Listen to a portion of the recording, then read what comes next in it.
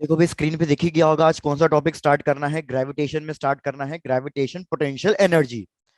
मैंने आपको last chapter में जो हमने वर्क एनर्जी पावर किया था, मैंने उसी में बताया था कि जब भी हम वर्क करें तो वो वर्क कौन सी फॉर्म ऑफ एनर्जी में स्टोर होगा, वो डिपेंड करेगा कि वो फोर्स कौन से टाइप का फोर्स है।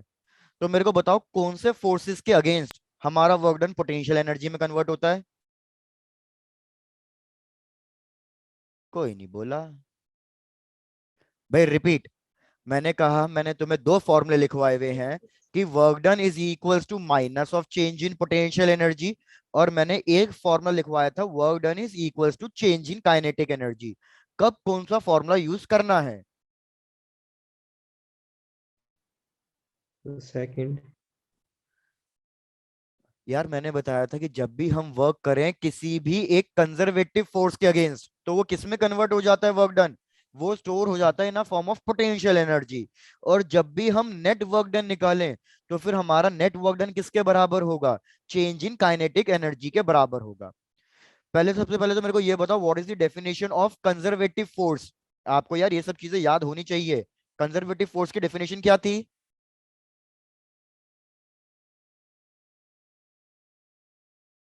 सर ये पाथ पर डिपेंड नहीं करती। Very good. कि अगर हम इन फोर्सेस की वजह से कभी भी वर्क डन कैलकुलेट करें, तो इन फोर्सेस की वजह से जो हमारा वर्क डन है, वो सिर्फ और सिर्फ पोजीशन पे डिपेंड करता है, वो पाथ पे डिपेंड नहीं करता। तो ऐसे वर्क डन हमारे किस में स्टोर होते हैं? पोटेंशियल एनर्जी में। मैंने आपको बताया था कि हमारे पास तीन टाइप के कंजर्वेटिव फोर्स हैं। एक है हमारे पास ग्रेविटी, दूसरा है हमारे पास इलास्टिक फोर्स जैसे कि स्प्रिंग फोर्स वगैरह, और तीसरा है हमारे पास इलेक्ट्रोस्टैटिक फोर्स। तो इसलिए हम इस चैप्टर में पोटेंशियल एनर्जी पढ़ रहे हैं, क्योंकि ग्रेविटी हमारा एक कंजर्वेटिव फोर्स है। तो अगर मैं इस ग्रेविटी के अगेंस्ट कुछ भी काम करूंगा, तो वो अपने आप किस में कन्वर्ट हो जाना चाहिए? वो अपने आप पोटेंशियल एनर्जी में जाके कन्वर्ट हो जाएगा। इतनी बात तो याद आ गई या नहीं आई? Yes yes sir. सर। यार, तो ये सब तो अभी आप लिख ही लोगे, इस सबको मैं टाइम नहीं दे रहा लिखने के लिए। अब सबसे पहले तो मेरे को याद दिलाओ, हमने प्रीवियस चैप्टर में ये भी पढ़ा था कि वर्क के क्या क्या फॉर्मूले होंगे अगर मेरे पास कांस्टेंट फोर्स होगा, अगर मेरे पास वेरिएबल फोर्स होगा। तो मेरे को याद दिलाओ, what is the formula for work done for a constant force? भाई तुम लोग तो कह रहे थे तुम लोग अभी गर्म बैठे हो, ये काय के गर्म बैठे हो यार? इससे बढ़िया तो फिर ठंडे ही अच्छे हो। अरे भैया, formula for work done for a constant force. Force into displacement. Force into displacement into cos theta. तो ठीक है। तुम तो आज ऐसी फीलिंग दिला रहे हो जैसे आज मैं तुम्हारी पहली क्लास ले रहा हूँ। उसके बाद, अगर फोर्स हमारा वेरिएबल फोर्स है, तो हमारे पास फॉर्मूला आएगा एफ डॉट डी एक्स। अगर फोर्स डिस्प्लेसमेंट पे चेंज हो रहा होगा तो, और यहाँ पे लिमिट्स लगा देंगे फ्रॉम x1 से लेके x2 तक। सिमिलरली अगर हमारा फोर्स टाइम पे डिपेंड कर रहा होगा, तो इस केस में हम फॉर्मूला यूज करेंगे एफ वी डी टी, और यहाँ पे लिमिट्स लगा देंगे टाइम की, जो भी हमें टाइम की लिमिट्स गिवन होगी। तो अब मैं यही चीज आपसे पूछना चाह रहा हूँ कि यार, अगर मैं ग्रेविटेशनल फोर्स की बात करूं, तो हमारा जो ग्रेविटेशनल फोर्स है वो कैसा फोर्स है? क्या वो कांस्टेंट फोर्स है या वो वेरिएबल फोर्स है? ग्रेविटेशनल फोर्स का फॉर्मूला बताओ, ग्रेविटेशनल फोर्स का फॉर्मूला क्या है? G M M1 M2 over R square. Very good, G m1 m2/r²। तो यार आपको साफ दिख तो रहा है कि मेरा फोर्स डिस्प्लेसमेंट पे डिपेंड कर रहा है। अगर मैं आर की वैल्यू चेंज करता चले जाऊं, तो मेरे फोर्स की वैल्यू भी चेंज हो जाएगी। तो ये किस टाइप का फोर्स है? कांस्टेंट फोर्स या वेरिएबल फोर्स? ये वेरिएबल। एक वेरिएबल। वेरिएबल फोर्स है। और ये ऐसा फोर्स है जो डिस्प्लेसमेंट पे डिपेंड कर रहा है। तो मेरे को कौन सा फॉर्मूला यूज करना चाहिए, 1 2 या 3? वेरी गुड छवि, हमें फिर सेकंड वाला फॉर्मूला यूज करना है जब भी मैं वर्क डन कैलकुलेट करूं अगेंस्ट ग्रेविटेशनल फोर्स। तो ये सब तो मैं बस आपको रिकॉल करा रहा था, जो कि मेरे को रिकॉल नहीं कराना चाहिए था, ये सब आपको याद होना चाहिए था। लेकिन फिर भी इतना कम रिस्पॉन्ड आ रहा है। कोई नहीं, धीरे धीरे भैया अपने आप को गर्म कर लो। हेडिंग लिख लो अब, ग्रेविटेशनल पोटेंशियल एनर्जी, और स्टार्ट करते हैं।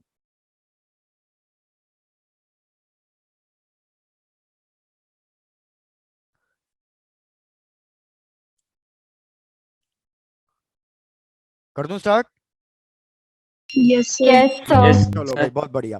तो भैया स्टार्टिंग इसी से है कि हमें पता है कि यार ग्रेविटेशनल फोर्स का फॉर्मूला होता है G m1m2/r²। मतलब अल्टीमेटली मेरे को पता है ये वेरिएबल फोर्स है, वर्क डन निकालूंगा तो इंटीग्रेट करना ही पड़ेगा। अब देखो मैं क्या अज्यूम कर रहा हूँ। मैं अज्यूम कर रहा हूँ कि भैया फिर से वही वाली बातें कि ये हमारी धरती हमारी माता, और हमने क्या कर दिया, इसका रेडियस ले लिया आर और इसका मास ले लिया हमने एम। इसका रेडियस आर, इसका मास एम। भाई मैं क्या कर रहा हूं, मैं कह रहा हूं कि भैया कोई एक पार्टिकल है जो पॉइंट ए पे प्लेस्ड है। पॉइंट ए का सेंटर से कितना डिस्टेंस ले रहा हूं मैं पॉइंट ए का सेंटर से डिस्टेंस ले रहा हूं एक्स। पॉइंट ए पे मैंने एक छोटा सा पार्टिकल प्लेस कर दिया स्मॉल एम का। अब मैं इसको ए से लेके बी तक लेके जा रहा हूं पार्टिकल को, मतलब मैंने पार्टिकल को डिस्प्लेस कराया है। भाई मैं अज्यूम कर रहा हूं कि ए से लेके बी तक बहुत छोटा सा डिस्प्लेसमेंट है, और वो छोटा सा डिस्प्लेसमेंट किस में आ रहा है, एक्स में आ रहा है। तो इस छोटे से डिस्प्लेसमेंट को मैं क्या लिखूंगा, dx जी लिखूंगा। तो हम कैलकुलेट करेंगे वर्क डन।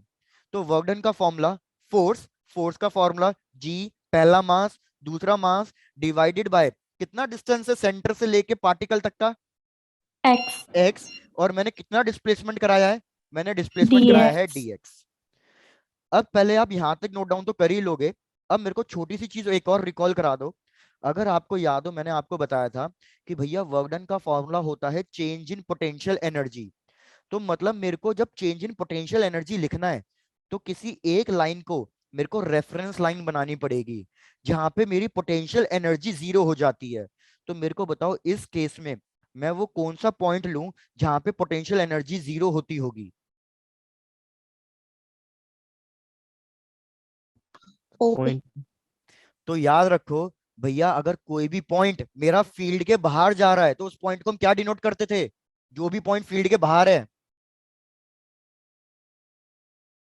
अबे यार, भैया अगर कोई भी पॉइंट हमारा फील्ड के बाहर है तो उस पॉइंट को हम कंसीडर करते थे इन्फिनिटी। इन्फिनिटी पे फोर्स कितना लगेगा अगर ये पॉइंट फील्ड के बाहर है, तो इस पॉइंट पे फोर्स लगेगा जीरो। तो अगर इस पे फोर्स जीरो है तो याद रखो इस पे पोटेंशियल एनर्जी भी जीरो होगी। तो हम इन्फिनिटी को एज अ अपना रेफरेंस पॉइंट मानेंगे। मैं क्या कर रहा हूं, इस पार्टिकल को इन्फिनिटी से किसी एक पोजीशन पे लाके रख रहा हूं। कितनी पोजीशन पे लाके रख रहा हूं, भैया मैं कह रहा हूं कि सेंटर से लेके यहां तक का जो डिस्टेंस है वो है स्मॉल आर। तो मेरे को बताओ डिस्प्लेसमेंट की लिमिट्स में कहां से कहां तक रखूं। मैंने कहां से स्टार्ट किया है पार्टिकल को लाना, इन्फिनिटी से इन्फिनिटी स्टार्ट किया है। और कौन सी पोजीशन पे लाके रख रहा हूं, मैं इसको आर पोजीशन पे आर लाके रख रहा हूं। Very good. तो जब मैं इसको इंटीग्रेट करके सॉल्व करूंगा, इंटीग्रेशन आपको आता होगा, मैं नहीं बताऊंगा अब इंटीग्रेशन। तो जब मैं इसको इंटीग्रेट करके सॉल्व करूंगा तो मेरे पास फॉर्मूला आएगा जी एम, मतलब mass of the earth, mass of the particle divided by R. ये फॉर्मूला आ गया हमारे पास वर्क डन का। और यही फॉर्मूला किसमें जाके, यही वर्क डन किसमें जाके स्टोर हो जाएगा, पोटेंशियल पोटेंशियल एनर्जी में जाके स्टोर हो जाएगा। अब अगर आपको याद हो यार, मैंने आपको पिछली दो क्लासेस से यही कहते जा रहा हूं कि हमारा ग्रेविटेशन और इलेक्ट्रोस्टैटिक बिल्कुल सेम है। क्या आपको याद है what is the formula for electrostatic potential energy.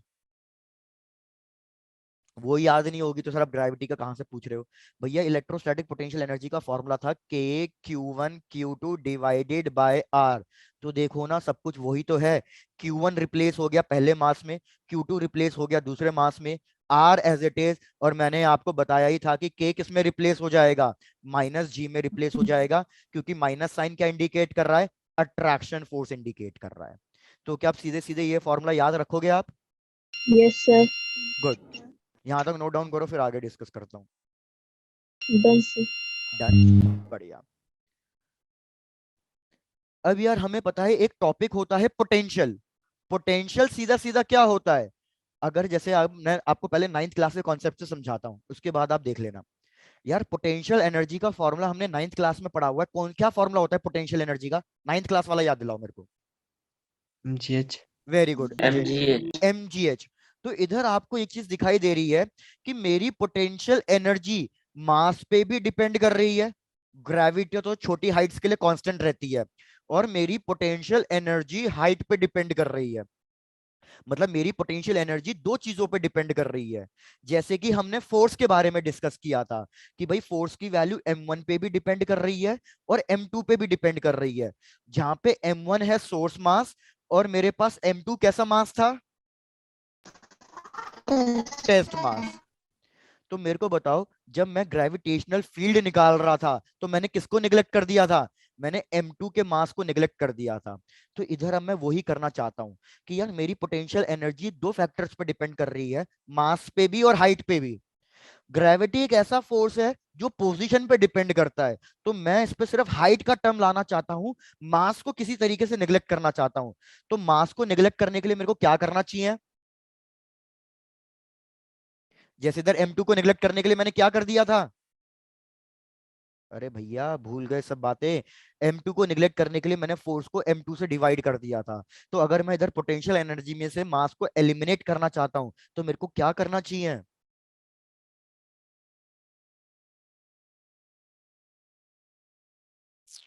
Potential energy से मास को पोटेंशियल एनर्जी को मास से डिवाइड करना है।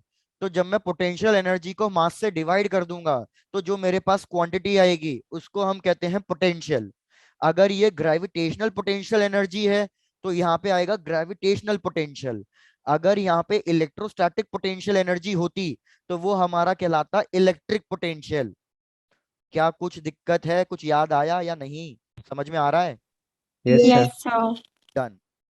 तो यहाँ तक नोट डाउन करो, फिर मैं आपको कुछ क्वेश्चन से समझाता हूँ कि इनको कैसे यूज करना है, कैसे कैलकुलेट करना है। बस थोड़ा सा एक्टिव हो जाओ यार, थोड़ा सा रिस्पॉन्ड करते रहा करो। तुम लोगों का ना ऑल्टरनेट डेज चल रहा है, तुम लोगों का भी दिल्ली की तरह ऑड इवन चल रहा है। एक दिन बिल्कुल एक्टिव, एक दिन बिल्कुल फुसद्दी।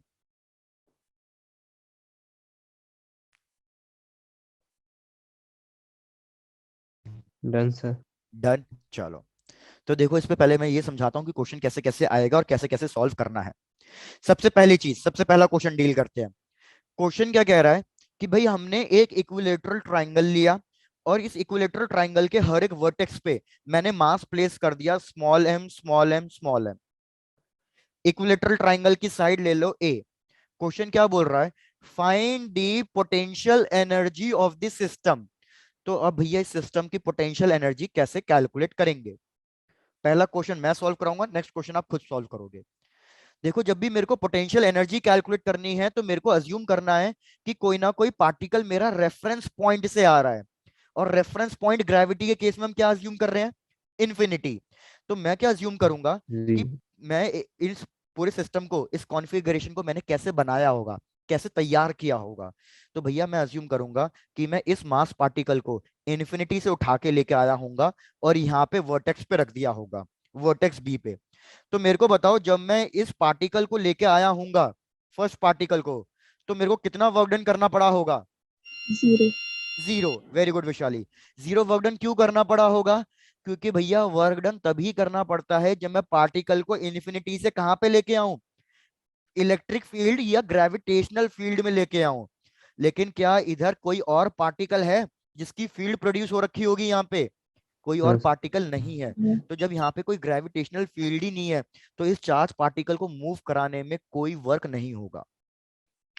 अब मैंने क्या किया? अब मैं दूसरे पार्टिकल को उठा के लेके आया इन्फिनिटी से, दूसरे पार्टिकल को उठा के लेके आया। तो जब मैं दूसरे पार्टिकल को उठा के लेके आया इन्फिनिटी से, तो यहाँ पे ऑलरेडी एक ग्रेविटेशनल फील्ड या ग्रेविटेशनल फोर्स होगा। किसका फोर्स होगा? इस बी वाले मास का होगा। तो जब मैं आपसे पूछूं कि भाई what is the work done इस चार्ज सी को, इस मास सी को लेके आने में, तो आप लिखोगे पोटेंशियल एनर्जी का फॉर्मूला। और क्या है पोटेंशियल एनर्जी का फॉर्मूला? जी, पहला मास दूसरा मास डिवाइडेड बाय इन दोनों के बीच का डिस्टेंस। तो इन दोनों के बीच का डिस्टेंस कितना है? ए। ए। चेक कर लो क्या आपको इक्वेशन वन इक्वेशन टू यहां तक क्लियर हो गया? Yes sir. बढ़िया। Yes sir. अब मैं क्या कर रहा हूं, बस एक लास्ट चीज, अब मैं एक लास्ट मास को भी इन्फिनिटी से उठा के लेके आ रहा हूं। तो जब मैं इस मास ए को इन्फिनिटी से उठा के लेके आ रहा था, तो मेरे को बताओ अब इस मास ए पे कितने लोग हैं फोर्स लगाने वाले? दो। दो। दो लोग हैं। तो जब दो लोग हैं तो भैया दो पोटेंशियल एनर्जी आएंगी। तो कितनी पोटेंशियल एनर्जी आएगी? एक आएगी बी की वजह से, तो माइनस जी, पहला मास दूसरा मास डिवाइडेड बाय डिस्टेंस। दूसरी एनर्जी आएगी सी की वजह से, तो पहला मास दूसरा मास डिवाइडेड अपॉन डिस्टेंस। तो ये हो गया मेरा इक्वेशन थ्री। भाई पोटेंशियल एनर्जी स्केलर क्वांटिटी होती है, तो मैं इन तीनों को ऐड कर दूंगा इनके साइन के साथ। इन तीनों को ऐड कर दूंगा साइन के साथ, तो मेरे को मिल जाएगा potential energy of the system. तो मुझे दिख रहा है ये तीनों के तीनों टर्म सेम है। और कितनी बार आ रहे हैं ये तीनों टर्म? 3 बार आ रहे हैं। तो डायरेक्टली आंसर हो गया 3g m² divided by a। This is the final answer. Yes sir. सबको मेथड समझ में आ गया? Yes sir. बहुत बढ़िया। तो इसमें बस छोटा सा चेंजेस है। इक्विलेटरल ट्राइंगल की जगह आप लो एक स्क्वायर, साइड सेम a, हर एक वर्टेक्स पे एक मास प्लेस्ड है m, उसके लिए सिस्टम की पोटेंशियल एनर्जी कैलकुलेट करके दे दो। यहां कर देता हूं क्वेश्चन ड्रॉ, फिर आराम से नोट डाउन करते रहना, सॉल्व करते रहना। भाई मैंने क्या करा, मॉडिफिकेशन में बस इतना ही किया कि अब भैया हर एक वर्टेक्स पे, स्क्वायर के वर्टेक्स पे हमारा मास प्लेस्ड है m m m। आपको अभी भी वही बताना है, potential energy of the system.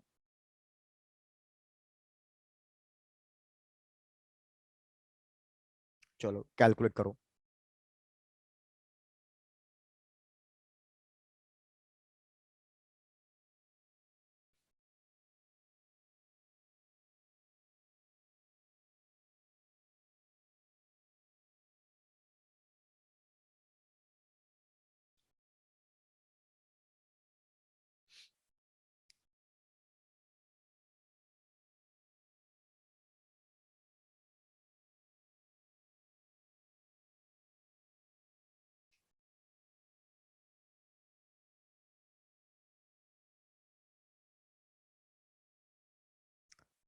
Kaushik, नहीं यार ये आंसर सही नहीं आ रहा, वापस से अपना आंसर चेक करो।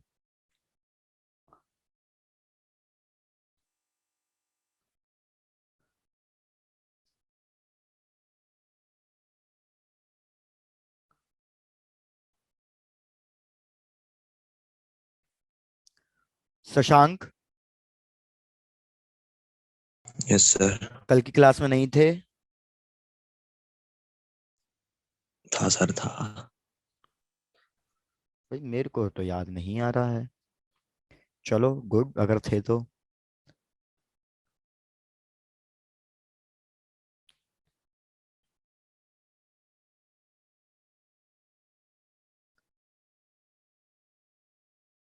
यार अब तक तो आंसर आ जाना चाहिए था। यार आंसर टाइप करने की मेहनत मत करो, जब मैं आंसर बोलूं मेरे को सेंड करो तब करना। ये कुछ कॉम्प्लिकेटेड सा आंसर आएगा तो बड़ा दिक्कत करने में होगी। प्रकुल आपका आंसर सही नहीं है, विशाली आपका आंसर भी सही नहीं है, कोमल आपका आंसर भी सही नहीं है। आंसर अभी तक जो मेरे पास सही आया है वो आया है सिर्फ रिया का। चलो देखो कैसे सॉल्व करोगे। भाई सबसे पहले इसको कुछ ना कुछ वर्टेक्स का नाम दे देते हैं, ए बी सी और डी। तो बताओ सबसे पहले कौन से मास पार्टिकल को लेके आऊं? डी वाले को लेके आता हूं। तो जब मैं सबसे पहले डी वाले को लेके आया हूंगा, तो क्या यहाँ पे और कोई मास प्रेजेंट था? यहाँ पे और कोई मास प्रेजेंट नहीं था, तो इसके लिए वर्क डन कितना हो जाएगा? 0। जीरो। फिर मैं लेके आऊंगा सी वाले को। जब मैं सी वाले को लेके आया तो बताओ सी वाले के लिए कितना वर्क डन करना पड़ेगा? -gm² क्योंकि एक ही मास पार्टिकल है जो उस पर फोर्स लगा रहा है।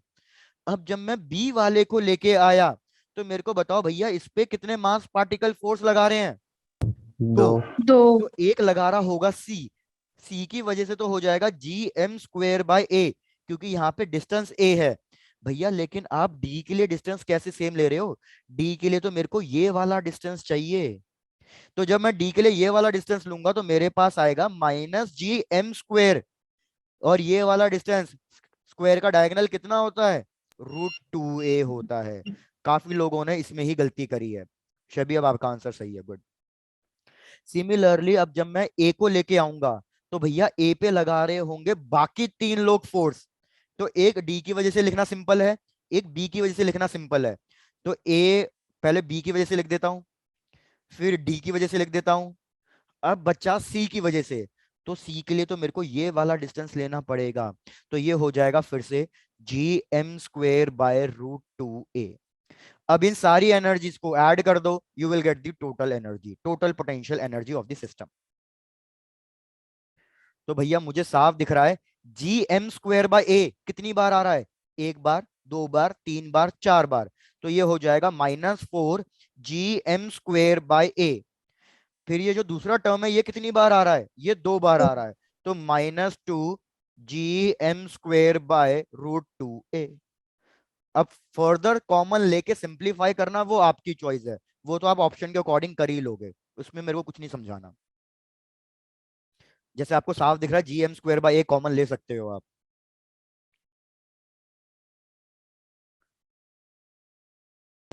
Yes, sir. डन, चलो भाई बहुत बढ़िया। बढ़ चलूं आगे। Yes, sir. बढ़िया भैया, नेक्स्ट क्वेश्चन एक इंपॉर्टेंट क्वेश्चन है जो प्रीवियस ईयर्स में आया हुआ है, इसको ट्राई करो सॉल्व करने की। सिंपल क्वेश्चन है, बस आपको देखना है कि आप कितने कॉन्सेप्चुअल में स्ट्रांग हो गए हो या नहीं। भैया हमारे पास अर्थ है, इसका रेडियस हमें गिवन है r और इसका मास हमें गिवन है m।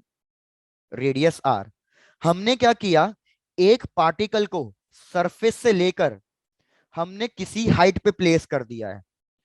हमने एक पार्टिकल को सरफेस से उठाकर किसी एक हाइट पे प्लेस कर दिया है। Suppose let's take this point as A and take this point as B. कितनी हाइट पे लेके गया हूं मैं इसको r हाइट पे लेके गया हूं। क्वेश्चन ने क्या कैलकुलेट करने के लिए बोला है, फाइंड दी या calculate the gain in potential energy. भाई डेफिनेटली सोचने वाली बात तो यही है, पता ही है कि अगर मैं किसी पार्टिकल को हाइट पे ले जाऊं तो उसकी पोटेंशियल एनर्जी इंक्रीज हो जाएगी। तो क्वेश्चन वही कैलकुलेट करने के लिए कह रहा है, calculate the gain in potential energy to lift an object to a height of r। ये कैलकुलेट करके देना है। Mass particle small m।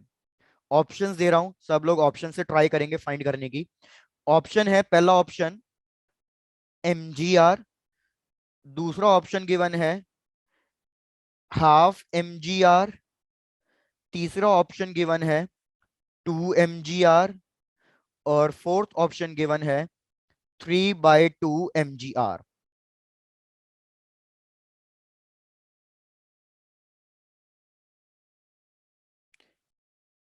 Question repeat, find the gain in potential energy. जब हम पार्टिकल को सरफेस से लेके गए हैं किसी एक पर्टिकुलर हाइट पे। सर पोल होगा इस क्वेश्चन में।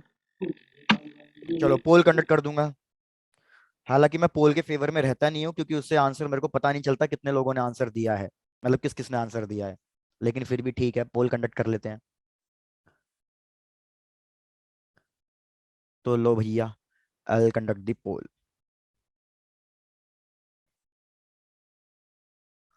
मैं तो कह रहा हूँ 1 मिनट और लो, फिर पोल कंडक्ट करता हूँ।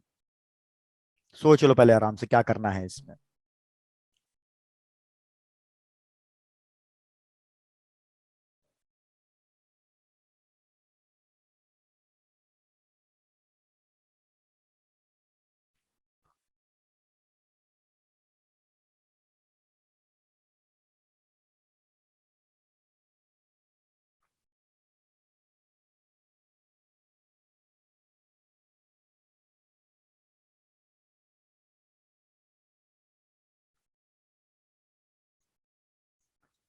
चलो भाई, तो now I am conducting the poll, देख लेना।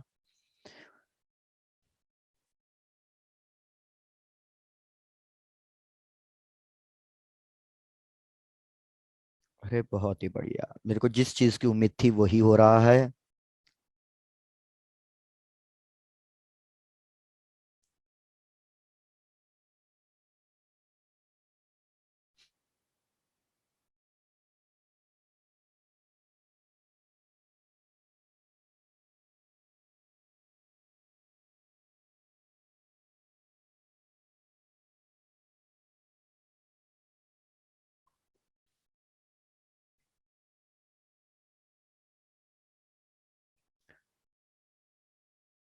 भाई लास्ट 10 सेकेंड बस, बहुत ज्यादा टाइम मत लिया करो यार।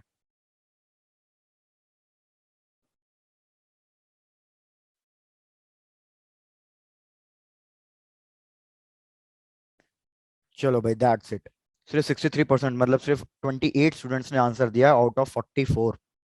बहुत ही बढ़िया। तो भैया मेजोरिटी आंसर लोगों ने मतलब दिया है बी, तो करेक्ट आंसर भी बी ही है। अब देखो कैसे सॉल्व करेंगे। सबसे पहले तो मेरे को बताओ कि भैया सरफेस के ऊपर पोटेंशियल एनर्जी कितनी होगी? क्या सरफेस के ऊपर पोटेंशियल एनर्जी 0 होगी या कोई ना कोई वैल्यू होगी उसके पास? भैया कोई ना कोई वैल्यू होगी, ये 0 नहीं होगी। तो हम इसकी पोटेंशियल एनर्जी का फॉर्मूला क्या लिखेंगे? माइनस जी, पहला मास दूसरा mass, divided by A, point A से सेंटर तक का डिस्टेंस कितना है? वो है हमारे पास आर। ये हो गई इनिशियल पोटेंशियल एनर्जी। अब जब मैं आपको लिखने को कहूं फाइनल पोटेंशियल एनर्जी, तो फाइनल पोटेंशियल एनर्जी कितनी हो जाएगी? Minus G M M. Centre से अब पॉइंट बी तक का डिस्टेंस कितना हो गया है? 2r। क्वेश्चन ने कैलकुलेट करने को कहा है भैया गेन इन पोटेंशियल एनर्जी। तो गेन इन पोटेंशियल एनर्जी का मतलब क्या है कि भैया मेरे को सब्ट्रैक्ट करना है फाइनल माइनस इनिशियल। तो फाइनल पोटेंशियल एनर्जी है minus G M M upon 2r minus of minus G M M upon R. जरा इसको सॉल्व करके मेरे को बताओ कि आंसर कितना आ रहा है, फिर आगे बढ़ेंगे। इसको सॉल्व करके बताओ। तो भैया मेरे हिसाब से अगर आप इसको सॉल्व करोगे, सब लोग आंसर वेरीफाई करके देखना जो मैं लिख रहा हूं वो सही लिख रहा हूं या नहीं लिख रहा। आंसर आएगा G M M upon 2r positive में। Yes sir. कौशिक यही आ रहा है पक्का? Yes sir. चलो डन। लेकिन अब यार ये मेरे पास आंसर आ गया, अब मेरे को बताओ क्या ये आंसर ऑप्शंस में मैच कर रहा है कहीं पे भी? No sir. ये कहीं पे भी ऑप्शंस में मैच नहीं कर रहा। लेकिन आपको एक चीज उसी वक्त स्ट्राइक हो जानी चाहिए। क्या स्ट्राइक हो जानी चाहिए? कि भाई मेरे आंसर में कैपिटल जी आ रहा है, ग्रेविटेशन कांस्टेंट आ रहा है, लेकिन ऑप्शन में क्या गिवन है? Acceleration due to gravity given है। तो सबसे पहले अब आप क्या करोगे? एक्सीलरेशन ड्यू टू ग्रेविटी को कन्वर्ट करोगे। भाई एक्सीलरेशन ड्यू टू ग्रेविटी का फॉर्मूला सरफेस पे क्या होता है? G M upon R square. तो क्या मैं जी एम को लिख सकता हूं G R square cross multiply? Yes sir. तो अब आपके पास आ जाएगा gain is equals to G R square into small M divided by 2r। एक आर से एक आर कटा तो देखो आपके पास आंसर आ गया half M G R, which is the correct option, option B.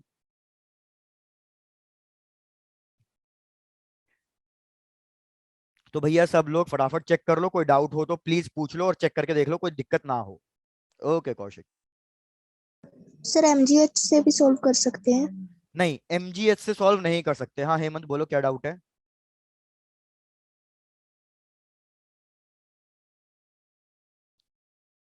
Clear हो गया, गुड। यार देखो एमजीएच से सॉल्व नहीं कर सकते, क्यों नहीं कर सकते? एमजीएच में क्या ले रहे हैं हम ले रहे हैं height from the surface of the अर्थ। जब हम एमजीएच वाला फॉर्मूला यूज करते हैं ना, तो इसके अंदर हम क्या अज्यूम कर लेते हैं? हम ये अज्यूम कर लेते हैं कि पोटेंशियल एनर्जी अर्थ के सरफेस पे कितनी होती है? 0 होती है। तो ये वाला फॉर्मूला हम 9th क्लास में यूज करते थे। क्यों यूज करते थे? क्योंकि उस केस में मेरे को पता नहीं होता था कि पोटेंशियल एनर्जी अर्थ के सरफेस पे भी कुछ ना कुछ होती है। लेकिन अब आपको पता है कि पोटेंशियल एनर्जी अर्थ के सरफेस पे भी कुछ ना कुछ होती है, तो अब आप इसको 0 नहीं ले सकते। 0 सिर्फ इन्फिनिटी वाले पॉइंट पे होती है। तो आपको इस पॉइंट ए पे भी पोटेंशियल एनर्जी कैलकुलेट करनी पड़ेगी और पॉइंट बी पे भी। क्या ये चीज समझ में आ गई है या रिपीट करूं? Yes sir. Yes sir. Done. तो भैया ये बहुत इंपॉर्टेंट क्वेश्चन था, ये आया हुआ है 2 बार। बस हाइट की वैल्यू चेंज करी थी, एक बार आर तो एक बार 2r, ऐसे कुछ करके, दैट्स इट। तो भैया अगर ये भी क्लियर है तो फिर नेक्स्ट क्वेश्चन पे आ जाऊं। Yes sir. डन। भाई नेक्स्ट क्वेश्चन को भी बिल्कुल इंपॉर्टेंट क्वेश्चन मार्क कर लो। इसको नेक्स्ट स्लाइड पे यहाँ पे करता हूँ।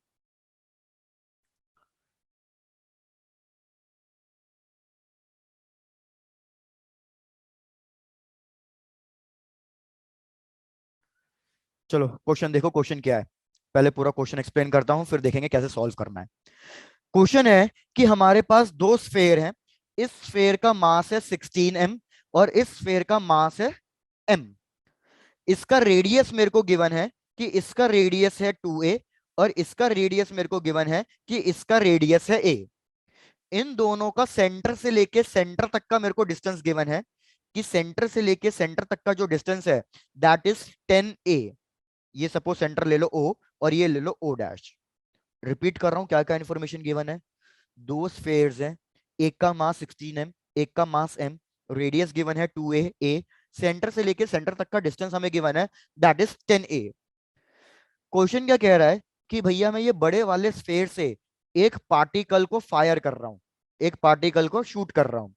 मुझे बताना है कि मेरे को इसको कितनी मिनिमम वेलोसिटी देनी चाहिए, what should be the minimum velocity of this particle, ताकि ये दूसरे स्फेयर के सरफेस पे पहुंच जाए। क्या सबको क्वेश्चन समझ में आया? Minimum velocity with which it should be fired, with which particle should be fired such that it just reaches the surface of the second sphere।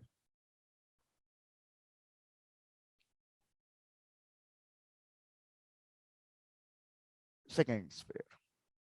पहले सब लोग क्वेश्चन लिख लो, मैं आपको उसके स्टेप बताऊंगा और चेक कर लो क्वेश्चन तो क्लियर है या क्वेश्चन भी क्लियर नहीं है। क्लियर है सर। डन, क्वेश्चन लिखो फिर आगे बढ़ते हैं। नितिन कोई दिक्कत? No sir. ओके भैया, तुम्हारे हिमाचल में कैसी सिचुएशन चल रही है फॉर कोविड केसेस? अभी कुछ लॉकडाउन वगैरह कुछ हुआ है इम्पोज? कुछ भी नहीं? सर नाइट उन्ना में कर्फ्यू दो लग गया है। दो केस आए ने। नाइट कर्फ्यू लग गया है, ठीक है, उन्ना में 2 नए केस आए। ओके। Done sir. चलो नाइट कर्फ्यू तो ठीक है, सर्दी में बाहर निकल के भी क्या करोगे?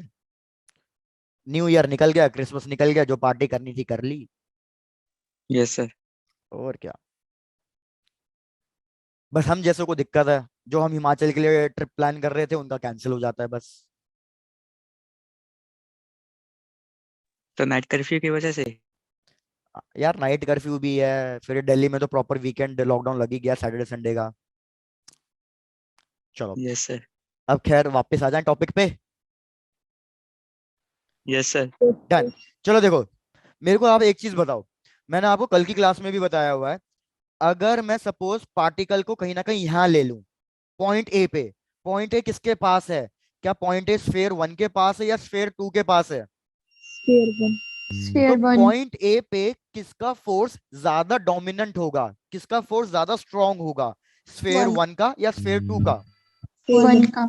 स्फेयर 1 का। बहुत बढ़िया। अब जैसे जैसे मैं पार्टिकल को ए से दूर ले जाऊं, तो मेरे को बताओ स्फेयर 1 के फोर्स पे क्या इंपैक्ट पड़ेगा? कम डिक्रीज होगी। भाई बहुत ही बढ़िया।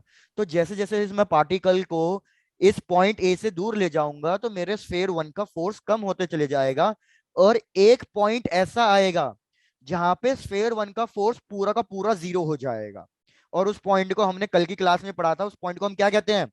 Neutral point. न्यूट्रल पॉइंट पे स्फेयर 1 का फोर्स पूरा का पूरा 0 हो गया होगा। अब सपोज मैं न्यूट्रल पॉइंट से आगे बढ़ जाऊं, तो किसका फोर्स ज्यादा स्ट्रांग हो जाएगा? अब सेकंड स्फीयर का। सेकेंड स्फेयर का स्ट्रांग हो जाएगा। डन। तो आपको बस यही चीज करनी है यार। याद रखो हमारा टारगेट क्या होता है। क्वेश्चन ने भले ही आपको ये बोला है कि हमारा टारगेट है पार्टिकल को सेकेंड सरफेस पर पहुंचाने का, लेकिन एक्चुअल में ये हमारा टारगेट है ही नहीं। हमारा टारगेट होता है बस पार्टिकल को कहां तक पहुंचाने का? न्यूट्रल पॉइंट तक पहुंचाने का। क्योंकि जैसे ही पार्टिकल न्यूट्रल पॉइंट को क्रॉस करेगा, फिर मेरे को कोई मेहनत नहीं करनी, फिर दूसरा स्फेयर उसको अपने आप अपनी तरफ खींच लेगा। क्या ये बात समझ में आई है? Yes sir. Yes. Done. Last बार रिपीट कर रहा हूँ, चेक कर लेना। मैं कह रहा हूं हमारा टारगेट सिर्फ इसमें इतना ही होता है कि हम अपने पार्टिकल को किसी तरीके से न्यूट्रल पॉइंट तक पहुंचा दें। एक बार मेरा पार्टिकल न्यूट्रल पॉइंट तक पहुंच गया, उसके बाद मुझे कुछ काम नहीं करना, उसके बाद तो स्फेयर 2 अपने आप उसको अपनी तरफ अट्रैक्ट करके खींच लेगा। तो इसलिए इसमें स्टेप 1 क्या होता है? 2 स्टेप का क्वेश्चन होता है ये। स्टेप 1 सबसे पहला क्या होता है कि भैया मेरे को सबसे पहले न्यूट्रल पॉइंट फाइंड करना है। न्यूट्रल पॉइंट निकालना मैंने कल की क्लास में ही सिखाया था, तो सबसे पहले आप लोग न्यूट्रल पॉइंट फाइंड करके दो मेरे को। चलो, और मैंने आपको ये भी बता दिया था कि न्यूट्रल पॉइंट किसके पास आएगा? क्या 16m के पास आएगा या m के पास आएगा? M के पास। जिसका मैग्नीट्यूड कम होता है उसके पास होता है। तो यहां से डिस्टेंस ले लो x, तो बताओ रिमेनिंग डिस्टेंस कितना हो गया? 10a माइनस x, क्योंकि टोटल डिस्टेंस 10a है। तो प्लीज मेरे को न्यूट्रल पॉइंट कैलकुलेट करके दो, फिर आगे की कैलकुलेशन करेंगे।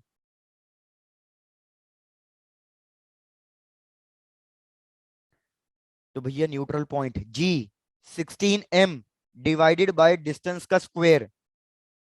और देखो मैंने आपको कल ही बताया था कि स्क्वायर को ओपन वगैरह मत करना, स्क्वायर रूट में काटने की कोशिश करेंगे। दूसरे की ग्रेविटेशनल फील्ड Gm/x²। जो जो कॉमन आके दिख रहा है उसको काट दो, बाकी सबका स्क्वायर रूट ले लो और चेक करो कि x की वैल्यू कितनी आ रही है।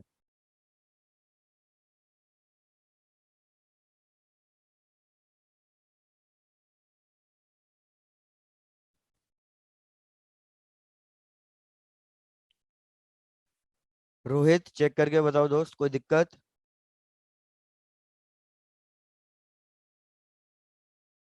सार्थक, शशांक? Sir 2A। बिल्कुल सही है यार, 2A आंसर आ रहा है। भैया जैसे ही सबका यहाँ तक कंप्लीट हो जाए प्लीज पहले मेरे को इन्फॉर्म कर दो, फिर हम आगे बढ़ेंगे। Riya good, 2A।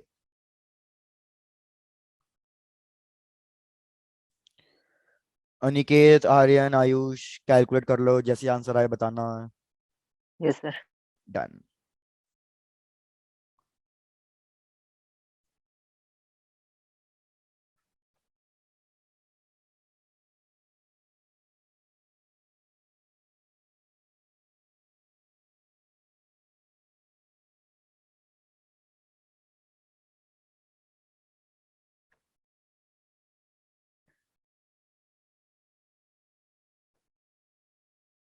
भैया थोड़ी स्पीड बढ़ा लो, ऐसे तो आज टॉपिक खत्म ना हो पाएगा। Sir done. डन। चलो Yes, मेरे sir. पास न्यूट्रल पॉइंट आ गया, पहला स्टेप ओवर। अब देखो दूसरा स्टेप क्या है। स्टेप 2 ये है कि मेरे को एनर्जी कंजर्वेशन लगाना है। एनर्जी कंजर्वेशन मतलब कि भैया मेरी टोटल एनर्जी हमेशा कांस्टेंट रहेगी। तो मैं कोई भी दो पॉइंट्स पकड़ूंगा और उन दो पॉइंट्स पे टोटल एनर्जी लिख दूंगा। तो जहां से मैं पार्टिकल को फायर कर रहा हूं उसको ले लो पॉइंट ए। तो मैं लिख दूंगा कि भैया मेरी टोटल एनर्जी पॉइंट ए पे और मेरी टोटल एनर्जी पॉइंट एन पे कांस्टेंट रहेगी। अब सबसे पहले तो मेरे को ये सोच के बताओ पॉइंट ए पे इस पार्टिकल के पास कौन कौन सी एनर्जी आएगी।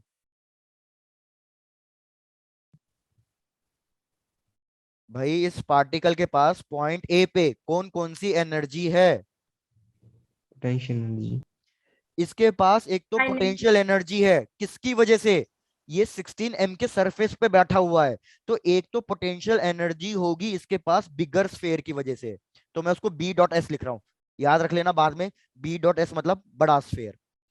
प्लस एक पोटेंशियल एनर्जी होगी इसके पास छोटे स्फेयर की वजह से। भाई छोटा स्फेयर भी के पास भी तो कुछ ना कुछ पोटेंशियल एनर्जी होगी, क्योंकि उसके हिसाब से ये किसी एक पर्टिकुलर हाइट पे है। साथ के साथ मैं इसको फायर कर रहा हूं, इसको मूव करा रहा हूं, तो कौन सी एनर्जी होगी? Kinetic kinetic energy. एनर्जी। भाई बहुत बढ़िया। अब इस पार्टिकल को मैंने पहुंचा दिया न्यूट्रल पॉइंट पे। तो न्यूट्रल पॉइंट पे कौन कौन सी एनर्जी होगी? इसके पास सिर्फ दो एनर्जी होगी, एक पोटेंशियल एनर्जी बड़े स्फेयर की वजह से, एक पोटेंशियल एनर्जी छोटे स्फेयर की वजह से। तो मेरे को बताओ what is the potential energy due to bigger sphere? Diagram देख के बताओ। Potential energy due to bigger sphere कितने लिखूं पॉइंट ए पे? अभी अभी लिखना सिखाया था तुम्हें।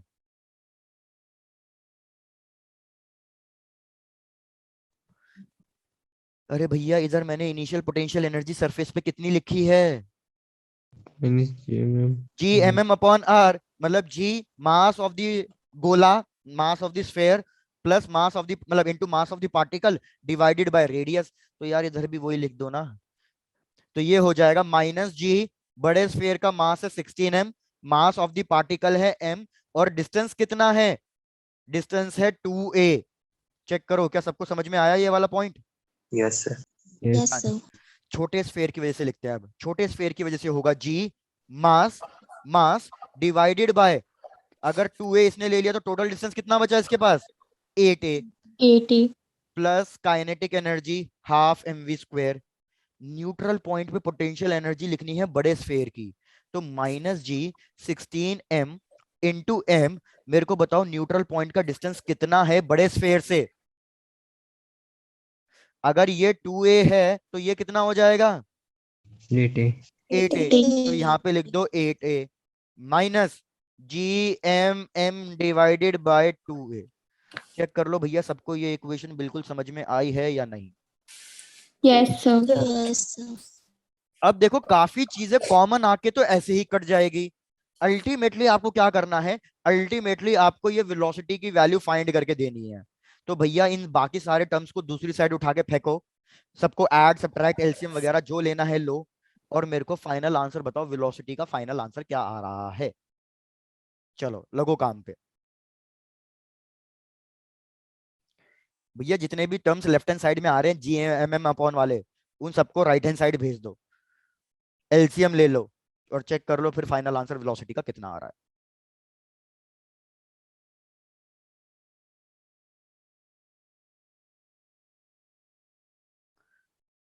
तनीषा मैडम हो जाएगा ये वाला?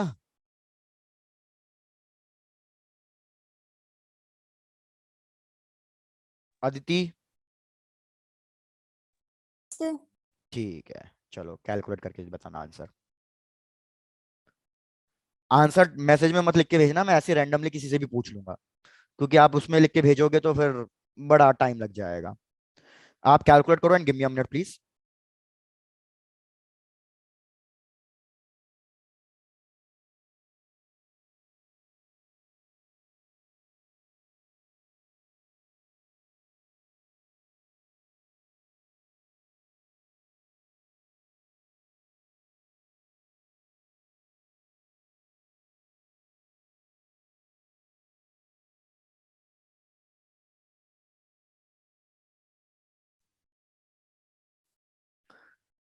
भैया आंसर की प्रतीक्षा हो रही है।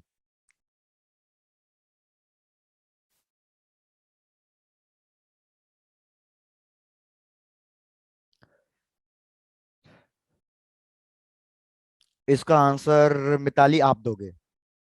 डन।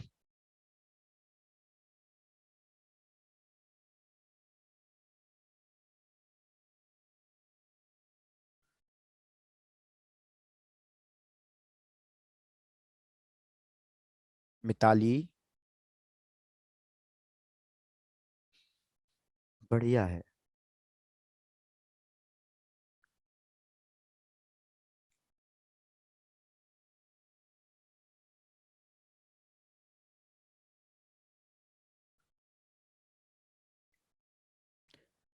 चलो भैया इतना बता दो, अगर मैं इसको एज अ होमवर्क दे दूं सॉल्व करके रख लोगे ना आंसर इसका? Yes, Yes. sir. Done. Yes, sir. मैं आपको Yes, आंसर sir. दे रहा हूँ, जो आंसर मेरे को गिवन है आप मैच करना कि ये आंसर आ भी रहा है या नहीं आ रहा। गलत आ रहा हो तो मेरे को नेक्स्ट क्लास में बता देना कि सर ये आंसर गलत आ रहा है। तो आंसर जो मेरे को गिवन है वो गिवन है 3/2 √5 GM/A। 5 GM/A। सब लोग मैच करके देख लेना ये आंसर आ रहा है या नहीं आ रहा। नेक्स्ट क्लास में पक्का एक एक से पूछूंगा, जो आंसर नहीं देगा ना क्लास से बाहर जाएगा, वो ध्यान रख लेना इस चीज का। Yes, sir. डन। तो भैया मेरे को नेक्स्ट टॉपिक पे बढ़ना है, इसलिए मैंने कैलकुलेशन आपको होमवर्क के लिए दे दिया है। तो आ जाओ अब बढ़ते हैं नेक्स्ट टॉपिक पे। नेक्स्ट टॉपिक क्या है हमारा? नेक्स्ट टॉपिक भैया बिल्कुल सिंपल सिंपल टॉपिक चलने वाले हैं। Next topic is escape velocity. Escape velocity में हमें क्या करना है? अभी तक पोटेंशियल एनर्जी में हम क्या कर रहे थे? पोटेंशियल एनर्जी में मैं किसी एक पार्टिकल को इन्फिनिटी से लेके आ रहा था और कहां रख रहा था? ग्रेविटेशनल फील्ड के अंदर। अब आपको एग्जैक्टली उल्टा करना है। आपको किसी भी एक पार्टिकल को सरफेस से उठाना है और इतनी वेलोसिटी से फायर करना है ताकि वो ग्रेविटेशनल फील्ड से बाहर चले जाए। अगर ये पॉइंट मतलब ये पार्टिकल ग्रेविटेशनल फील्ड से बाहर चले गया तो मतलब ये कौन से पॉइंट पे पहुंच गया? Infinity. Very Infinity. Good, infinity पे पहुंच गया। तो यार आपको कुछ भी नहीं करना, आपको अल्टीमेटली इधर वर्क डन तो कैलकुलेट करना ही है, जो अभी हमने पीछे किया था। GMM अपॉन कुछ ना कुछ डिस्टेंस ले लिया था हमने x² इंटू dx, और मैंने इधर लिमिट्स लगा दी थी। इधर मैंने पहले लिमिट्स लगाई थी इन्फिनिटी से लेके स्मॉल डिस्टेंस r तक, लेकिन अब की बार लिमिट कहाँ लगाऊं? कहां से स्टार्ट कर रहा हूं और कहां पहुंचा रहा हूं? R to R infinity. से infinity. वेरी गुड, r से लेके इन्फिनिटी तक पहुंचा रहा हूं। तो मैं आपसे चाहता हूं कि आप इसको फिर से इंटीग्रेट करके सॉल्व करो, और अब की बार आप इस वर्क डन को किससे इक्वेट करोगे? अब की बार आप इस वर्क डन को काइनेटिक एनर्जी से इक्वेट करोगे, क्योंकि अब की बार मेरे को वेलोसिटी चाहिए। तो जब मैं इसको काइनेटिक एनर्जी से इक्वेट करूंगा तो एक चीज तो साफ दिख रही है कि स्मॉल एम कट जाएगा। तो आप इसको कैलकुलेट करके मेरे को फाइनल फॉर्मूला बताओ कि फाइनल फॉर्मूला क्या आ रहा है वेलोसिटी का, and this velocity will be called as escape velocity. Concept सबको समझ में आ गया? Yes, sir. बढ़िया बढ़िया। GM/R. पक्का? कुछ गड़बड़ जा रही है? भैया अगर आप इस फॉर्मूले को इंटीग्रेट करके सॉल्व करोगे तो आपके पास आएगा 2GM अपॉन आर। कुछ लोगों का नेगेटिव आना चाहिए आंसर, लेकिन किसी ने मेरे को नेगेटिव नहीं बोला। भैया 1/x² का जब हम इंटीग्रेशन करते हैं तो इंटीग्रेशन आता है -1/x, तो ये आंसर नेगेटिव में आना चाहिए था। लेकिन जब हम लिमिट्स रखेंगे r से लेके इन्फिनिटी तक, और ऊपर से आप ये चीज देखो, ग्रेविटेशनल फोर्स लग रहा है नीचे, डिस्प्लेसमेंट हो रहा है ऊपर की तरफ, तो इन दोनों में कितना एंगल हो गया? 0 degree. 180. 180 degree. Work done scalar quantity है, इसमें हम यूज करते हैं कॉस थीटा, तो कॉस 180 डिग्री कितना? -1। तो यहाँ पे वो नेगेटिव साइन कट जाएगा। क्या आपको ये चीज समझ में आ गई? Yes, sir. डन। तो Yes, मेरे sir. पास एस्केप वेलोसिटी का एक फॉर्मूला आ गया, √2GM/r। याद रखो आपके पास एस्केप वेलोसिटी के दो फॉर्मूले आएंगे, आपको दोनों फॉर्मूले याद रखने हैं। पहला फॉर्मूला तो आ गया √2GM/r। अब आप क्या इसको एक्सीलरेशन ड्यू टू ग्रेविटी के टर्म्स में कन्वर्ट कर सकते हो, जैसे हमने एक क्वेश्चन में किया था? मैं GM को किस में रिप्लेस कर सकता हूं?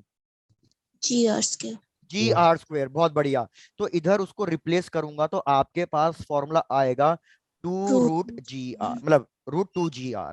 आपको ये दोनों फॉर्मूले याद रखने पड़ेंगे। ये वाला फॉर्मूला कब यूज करोगे? ये वाला फॉर्मूला तब यूज करोगे जब आपको किसी भी रैंडम प्लैनेट के लिए क्वेश्चन पूछे। किसी भी रैंडम प्लैनेट, उस प्लैनेट के बारे में आपको कुछ नहीं पता, लेकिन ये वाला फॉर्मूला आप कब यूज कर सकते हो? जब आपको स्पेसिफिकली वो अर्थ के लिए पूछे। क्यों? क्योंकि अर्थ के लिए आपको एक्सीलरेशन ड्यू टू ग्रेविटी पता है। क्या आपको किसी और प्लैनेट के लिए पता है acceleration due to gravity? No sir. नहीं पता। तो इसलिए जब कोई और प्लैनेट होगा तो हम ऊपर वाला फॉर्मूला यूज करेंगे, जब अर्थ के बारे में पूछेगा तो मैं डायरेक्टली नीचे वाला फॉर्मूला यूज कर लूंगा। तो ऐसा करते हैं, अर्थ के लिए ये वैल्यू कैलकुलेट करके ही रख देते हैं ताकि हमें याद हो जाए। तो भैया आप मेरे को बताओ, अर्थ के लिए एक्सीलरेशन ड्यू टू ग्रेविटी कितना है? 9.8। बहुत बढ़िया। अर्थ के लिए रेडियस कितना है? 6400। 6400 किलोमीटर. बहुत ही बढ़िया। तो जब मैं ये सारी वैल्यू सब्स्टिट्यूट कर दूंगा तो भैया हमारी अर्थ के लिए एस्केप वेलोसिटी आएगी 11.2 किलोमीटर पर सेकंड, जो आपको याद रखनी है। मतलब अगर मैं ग्राउंड से किसी भी एक बॉल को फेंकूं 11.2, मतलब 11.2 किलोमीटर पर सेकंड की वेलोसिटी से, तो वो वापस अर्थ पे नहीं गिरेगी, वो आउटर स्पेस में चली जाएगी, इन्फिनिटी पे पहुंच जाएगी। Yes sir. बढ़िया। ये तो बात हो गई न्यूमेरिकल की। अब थोड़ी सी बात कर लेंगे इसके कॉन्सेप्चुअल क्वेश्चन की भी, कि इस पे कॉन्सेप्चुअल क्वेश्चन क्या आता है। भैया कॉन्सेप्चुअल क्वेश्चन ये आता है कि अगर आप फॉर्मूला देखो और आप मेरे को ये बताओ कि मेरी जो एस्केप वेलोसिटी है वो किस किस फैक्टर पे डिपेंड कर रही है और किस किस फैक्टर पे बिल्कुल डिपेंड नहीं कर रही।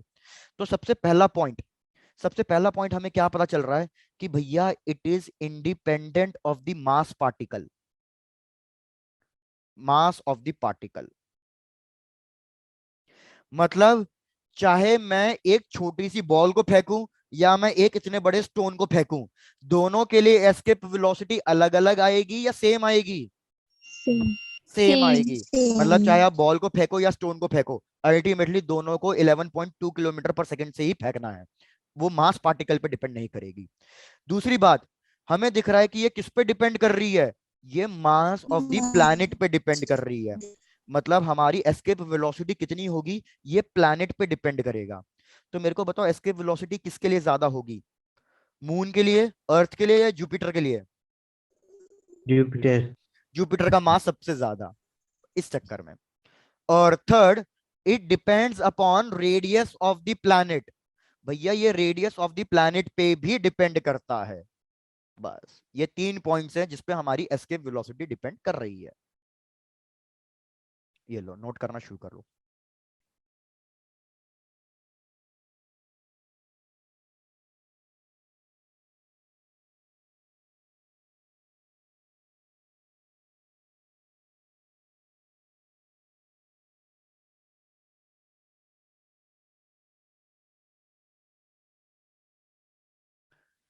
कनिका, कोई दिक्कत?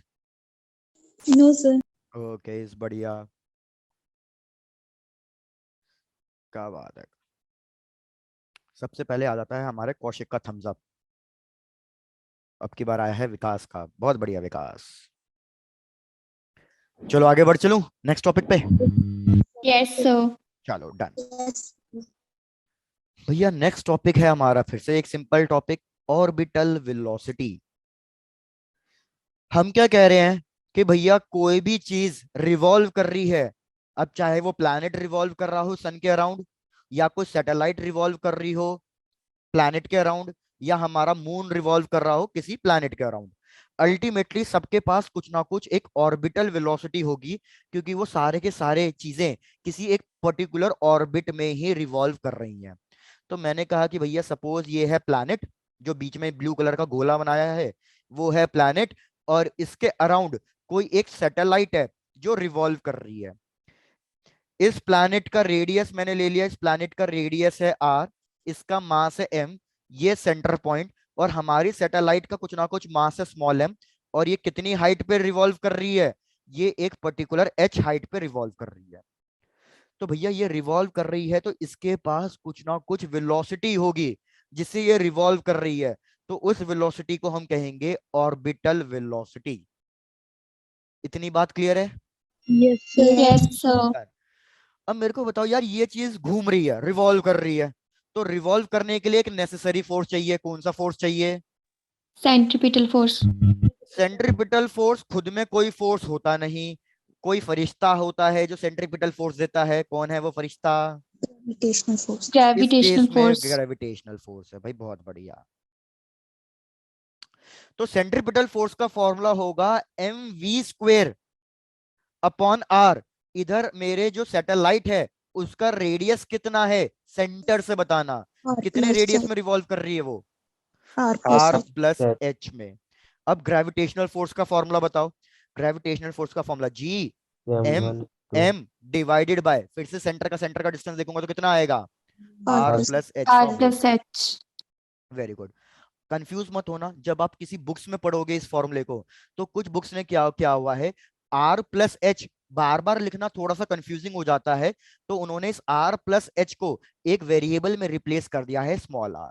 तो आप चाहे तो वैसे भी लिख सकते हो जैसा आपका मन करे, कि mv0² by small r is equals to gmm upon r²। जैसे आपका अच्छा लगे आप वैसा लिखो। तो जैसे हमारे सर कराएंगे वैसे ही हम करेंगे। ऐसी बात है तो ऐसा करो, फिर इसको मिटाओ। ऐसे याद रखो, क्यों? क्योंकि जब हम कुछ न्यूमेरिकल्स करेंगे ना, तो चांसेस हैं आपको कुछ गलती करने के सेकंड वाले फॉर्मूले में। ऐसा स्टूडेंट हमारा नेचर पता है, जल्दबाजी में नेक्स्ट वाले फॉर्मूले में कुछ ना कुछ आप गलती रख दोगे, तो इसी वाले फॉर्मूले से कोई याद रख के चल लो भैया। फिर अब मेरे को बताओ क्या क्या काट दूं इसमें पहले तो, सर mm काट दो। और सर फिर r प्लस h का और उसका स्क्वायर काट दो।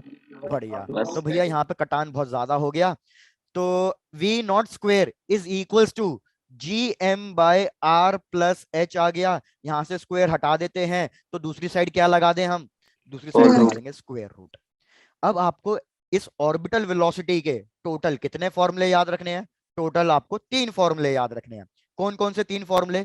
सबसे पहला फॉर्मूला ये, √gm upon r plus h। लेकिन ये वाला फॉर्मूला तब यूज करना जब मेरी हाइट बहुत ज्यादा गिवन हो। लेकिन अगर क्वेश्चन कह रहा है कि भैया जो सैटेलाइट रिवॉल्व कर रही है वो नियर द सरफेस, मतलब सरफेस के काफी क्लोज रिवॉल्व कर रही है, मतलब उस केस में मेरी h की वैल्यू बहुत छोटी हो जाएगी r से। तो इस केस में मैं क्या निगलेक्ट कर दूं, r और h में से h निगलेक्ट हो जाएगा, तो आपके पास ऑर्बिटल वेलोसिटी का फॉर्मूला आ जाएगा gm/r। अब ये तो हो गया सेकंड फॉर्मूला। अब क्या इसी में फिर से वही वाली चीज कर सकते हो, gm को रिप्लेस कर दो? Yes sir. तो रिप्लेस कर दूंगा तो भैया मेरे पास फॉर्मूला आ जाएगा √gr। तो टोटल 3 फॉर्मूले। ये वाला फॉर्मूला किसी भी प्लैनेट के लिए, ये वाला फॉर्मूला किसी भी प्लैनेट के लिए, लेकिन जब हाइट भी ज्यादा हो, और ये वाला फॉर्मूला कब, अर्थ ये जब अर्थ के लिए बात कर रहे हो। बहुत बढ़िया। अब आप यस एक सर चीज नोटिस करो कि भैया हमारी है ना कुछ रिश्तेदारी निकल के आ रही है ऑर्बिटल वेलोसिटी और एस्केप वेलोसिटी में। क्या रिश्तेदारी निकल के आ रही है? सर एस्केप वेलोसिटी डबल है। डबल तो नहीं है भैया, हमारी एस्केप वेलोसिटी रूट 2 टाइम्स है ऑर्बिटल वेलोसिटी के। ये चीज याद रखना। लेकिन ये रिलेशन सिर्फ तभी एप्लीकेबल है जब सैटेलाइट कहाँ घूम रही होगी, बहुत ऊपर या सरफेस के पास? सरफेस के सरफेस के पास, क्योंकि ये वाला फॉर्मूला तो तभी आया ना जब सरफेस के पास घूम रहा था भैया। अब इसमें भी वही फैक्टर हमें पढ़ने हैं। मेरे को बताओ ये किस किस पे डिपेंड नहीं कर रहा और किस किस पे डिपेंड कर रहा है। तो आपको एक चीज सबसे अच्छी बात दिखाई देगी कि भैया it is independent of mass of satellite. तो चाहे मेरे अर्थ के अराउंड मून घूमा हो या कोई सैटेलाइट आर्यभट्टा इनसेट, कोई सी भी सैटेलाइट क्यों ना घूम रही हो, सबके लिए ऑर्बिटल वेलोसिटी सेम होगी अगर उनका ऑर्बिट सेम है तो, independent of the mass of satellite. दूसरा, किस पे डिपेंड कर रहा है? मास ऑफ प्लैनेट पे डिपेंड कर रहा है। तीसरा, किस पे डिपेंड कर रहा है? रेडियस ऑफ प्लैनेट पे डिपेंड कर रहा है। तो मतलब इधर के फैक्टर्स और एस्केप वेलोसिटी के फैक्टर्स बिल्कुल सेम आ रहे हैं, कोई चेंजेस नहीं है। Yes sir. Done.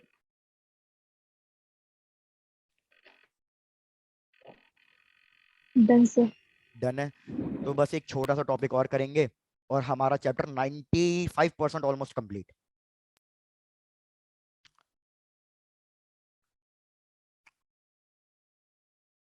जागृति हो गया? चेक करके बताओ। Yes sir. चलो डन। भैया नेक्स्ट कॉन्सेप्ट बस इतना सा रह गया, total energy of a satellite. इस पे याद रखो बहुत क्वेश्चन आते हैं, खासकर कॉन्सेप्चुअल क्वेश्चंस, बहुत क्वेश्चन आते हैं इस पे। Total energy of a satellite. भैया मेरे को बताओ, अगर हमारे धरती के चारों तरफ कोई एक सैटेलाइट घूम रही है, चक्कर काट रही है, तो उसके पास कौन कौन सी एनर्जी होगी? Kinetic energy. Very good. भैया एक तो ये चक्कर काट रही है, मतलब मूवमेंट तो है ही, तो मतलब कि भैया डेफिनेटली इसके पास काइनेटिक एनर्जी तो होगी ही होगी। उसके बाद और कौन सी एनर्जी होगी इसके पास? ग्रेविटेशन पोटेंशियल वेरी गुड, कि भैया ये किसी एक मास के कांटेक्ट में है, मतलब उसके ग्रेविटेशनल फील्ड के अंदर है, तो इसके पास कुछ ना कुछ पोटेंशियल एनर्जी भी होगी। तो हम लिखेंगे भैया total energy is equals to kinetic energy plus potential energy. अब इन तीनों एनर्जीज को एक एक करके लिखना शुरू करते हैं। तो सबसे पहले लिखता हूं मैं पोटेंशियल एनर्जी। तो मेरे को बताओ पोटेंशियल एनर्जी कितनी लिखूं मैं? सपोज सेंटर से पूरा टोटल रेडियस स्मॉल आर ले लो, बताओ कितनी लिखूं potential energy? -gm/r very good. तो ये हो जाएगा -Gmm/r। सिमिलरली मेरे को बताओ काइनेटिक एनर्जी कितनी लिखूं? भैया काइनेटिक एनर्जी होगी हाफ एम वी नॉट का स्क्वायर।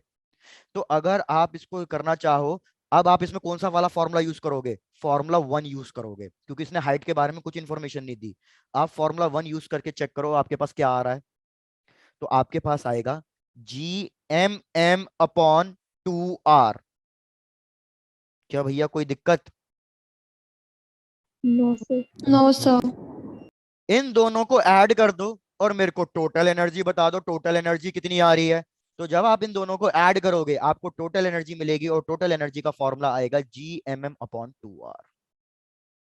अब बस आप मेरे को इतना करके दे देना, ये मैंने आपको तीनों चीजें लेके दे दी है। आप मेरे को इन तीनों में भी एक रिलेशन फाइंड करके दे दो, इन तीनों में भी कोई ना कोई एक रिश्तेदारी निकल के आ रही है कि भैया टोटल एनर्जी और काइनेटिक एनर्जी में क्या रिलेशन है, टोटल एनर्जी और पोटेंशियल एनर्जी में क्या रिलेशन है, ये फाइंड करके दे दो, बस इतना सा काम सर है। जो टोटल एनर्जी है वो negative of the kinetic energy आ जाएगी। Very good. तो भैया और हमें सर जो रिलेशन से टोटल साफ, एनर्जी है वो डबल ऑफ पोटेंशियल एनर्जी आ जाएगी। बिल्कुल, total energy is negative of kinetic energy, मतलब काइनेटिक एनर्जी के साथ जो भी हो रहा होगा टोटल एनर्जी के उसका उल्टा हो रहा होगा। नेक्स्ट, टोटल एनर्जी अगर आप देखो तो पोटेंशियल एनर्जी और टोटल एनर्जी में क्या रिलेशन आ रहा है कि भैया हमारे पास जो टोटल एनर्जी है वो पोटेंशियल एनर्जी की क्या है? वो पोटेंशियल एनर्जी की हाफ है। भैया क्या ये दो चीजें समझ में आई? Yes, sir. Yes, sir. Last चीज भैया, पोटेंशियल एनर्जी का फॉर्मूला था G/m/r। अब कुछ लोगों को इसमें कंफ्यूजन होती है। मेरे को बताओ, अगर मैं R इंक्रीज करूं तो पोटेंशियल एनर्जी पे क्या फर्क पड़ेगा? Decrease होगी। गलत। अगर यहाँ पे पॉजिटिव साइन होता तो फिर मैं कह सकता था कि मेरा पोटेंशियल एनर्जी में इनवर्स रिलेशन है। तो उस केस में अगर रेडियस इंक्रीज होता तो पोटेंशियल एनर्जी डिक्रीज होती। लेकिन यहाँ पे ऑलरेडी एक नेगेटिव साइन भी लगा हुआ है, तो इनवर्स का इनवर्स क्या बन जाएगा? सब पॉजिटिव। डायरेक्ट रिलेशन बन जाएगा। तो डायरेक्ट रिलेशन क्या कहेगा? याद रखो, अगर रेडियस इंक्रीज हो रहा है तो पोटेंशियल एनर्जी भी क्या हो जाएगी? Increase. इंक्रीज हो जाएगी। तो इस चीज में ये चीज याद रखना। इसी पे है ना क्वेश्चन आपको बहुत कंफ्यूज करता है। यही सेम चीज मैं आपको मॉडर्न फिजिक्स में एटम्स चैप्टर में भी पढ़ाऊंगा। अगर एक इलेक्ट्रॉन अंदर वाले ऑर्बिट में है और एक इलेक्ट्रॉन बाहर वाले ऑर्बिट में है, तो कौन से इलेक्ट्रॉन की एनर्जी ज्यादा होगी, पोटेंशियल एनर्जी? अंदर वाले इलेक्ट्रॉन की या बाहर वाले इलेक्ट्रॉन की? बाहर वाले की। बाहर वाले की, क्योंकि बाहर वाले के लिए ऑर्बिट ज्यादा, मतलब रेडियस ज्यादा, तो पोटेंशियल एनर्जी भी ज्यादा। क्या ये चीज क्लियर है? Yes, sir. sir. तो ये बोल रहा हूँ, यही सेम चीज मैं आपको एटम्स चैप्टर में पढ़ाऊंगा, बस उसमें हम फॉर्मूला ये कर देंगे, सॉरी, बस ये फॉर्मूला लिख देंगे। तो अल्टीमेटली कहानी घूम फिर के सेम ही है। डन। भैया ये क्या हो गया, स्ट्रेंथ एकदम से कहाँ भाग गई पूरी क्लास की? सर आ, खाना खाने। खाना खाने आठ? आज आज ही जल्दी खाना खाओगे? रोज तो भाई 8:30 के बाद ही खाते हो। सर हम इधर ही है। हाँ तुम तो इधर ही हो, लेकिन एकदम से पूरे कुछ 7-8 बच्चे भागे हैं। तो कई बच्चों ने शुरू से ही नहीं लगवाई क्लास। नहीं, जैसे क्लास के अभी ज्वाइनिंग पे थे 44, अब रह गए हैं 37, इसलिए पूछ रहा हूँ बस। सर चलो केमिस्ट्री क्लास में 50 है सर, वो भी दौड़ के 5 चढ़े। कोई नहीं भैया, क्या कर सकते हैं। भैया इसको नोट डाउन करो, क्वेश्चन देता हूँ बस, फिर खत्म कर देंगे, दैट्स इट। डन है Okay, सर। sir. हो गया डन। चलो तो देखते हैं कौन कौन इसका आंसर सही दे देता है। भैया क्वेश्चन है कि हमारी कोई एक सैटेलाइट है जो रिवॉल्व कर रही है एक ऑर्बिट में। इस ऑर्बिट की हाइट सरफेस से कितनी ली है मैंने? इस ऑर्बिट की हाइट मैंने सरफेस से आर ली है। ठीक है, ये हो गया मेरा ऑर्बिट 1। अब मैंने क्या कर दिया, इस सैटेलाइट का ऑर्बिट मैंने चेंज करा दिया। मैं इसको ले गया ऊपर वाले ऑर्बिट में। इसकी टोटल सरफेस से हाइट कितनी है?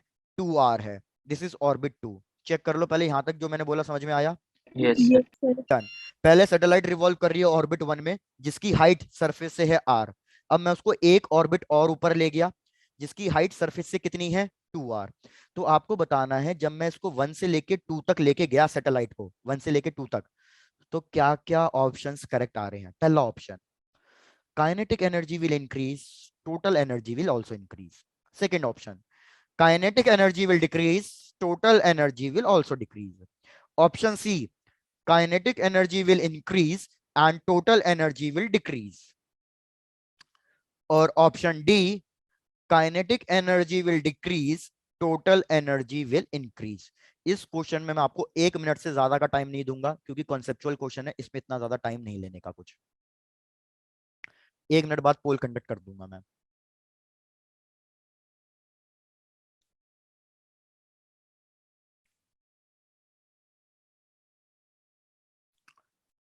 ठीक है विकास, आपका आंसर तो आ ही गया। प्रकुल गुड, बढ़िया।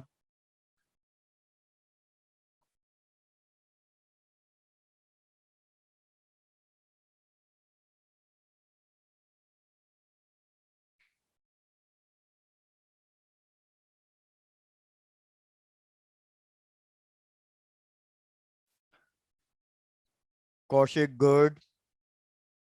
ठीक है विशाली।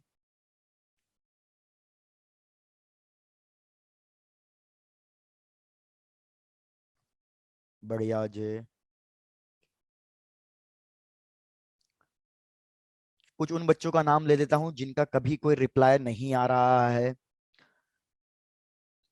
तनीषा आपको आंसर भेजना है, वर्षा आप भी कभी कभी दे देते हो, याशिका, विजय, विजय तुम्हारा तो कभी कोई आंसर नहीं आया, और कौन, आंसर के नाम पे सारे निकल लिए, कह रहे सर अब तो आप पकड़ने पे आ गए हो।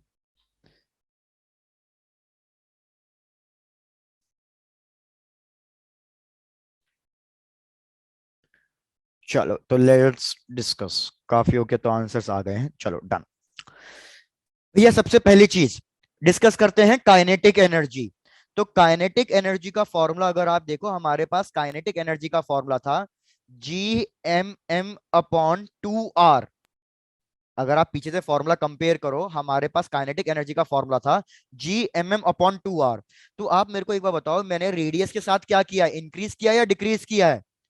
इंक्रीज इंक्रीज किया है। तो मेरे को बताओ काइनेटिक एनर्जी पे क्या फर्क पड़ेगा? डिक्रीज होगी। काइनेटिक एनर्जी डिक्रीज होगी। तो जहां जहां आपको काइनेटिक एनर्जी इंक्रीज करती हुई दिख रही है, पहले तो उसको काट दो। तो भैया kinetic energy increase option A में दिख रही है, kinetic energy increase option C में दिख रही है। एक तो ये कट गया। ऊपर से अगर आप दूसरी चीज नोटिस करो, मैंने आपको ये रिलेशन इसलिए लिखवाया था, देखो काफी बच्चे गलती अभी भी यही कर रहे हैं। भाई समझाने का पर्पस क्या था, मैंने यही बोला था कि ये इस पे क्वेश्चन आएगा ही आएगा। टोटल एनर्जी और काइनेटिक एनर्जी में कैसा रिलेशन है? नेगेटिव साइन क्या बता रहा है कि भैया इनवर्स। उल्टा रिलेशन है। इनवर्स तो काइनेटिक एनर्जी और टोटल एनर्जी के साथ सेम सेम चीजें नहीं हो सकती। तो इधर काइनेटिक एनर्जी डिक्रीज, इधर टोटल एनर्जी भी डिक्रीज, तो इन दोनों में तो सेम सेम चीजें हो गई भैया, जो पॉसिबल नहीं है। तो हमारे पास ले देके कौन सा ऑप्शन बच गया? हमारे पास ले डी। देके ऑप्शन डी बच गया। हाँ बोलो, किसी को डाउट है इसमें? No sir. No sir. बढ़िया। तो बस भैया ऐसा करते हैं, आज के लिए इतना ही रखते हैं। आप लोग भी जल्दी से भाग के खाना वाना खा लो, आप पे भी ज्यादा लोड नहीं डालते हैं, बस यहाँ तक पूरा अच्छे से रिवाइज कर लेना। Yes sir, bye sir, good night. Okay यार, bye bye, good night, take care. जय हिंद सर। जय हिंद यार, जय हिंद।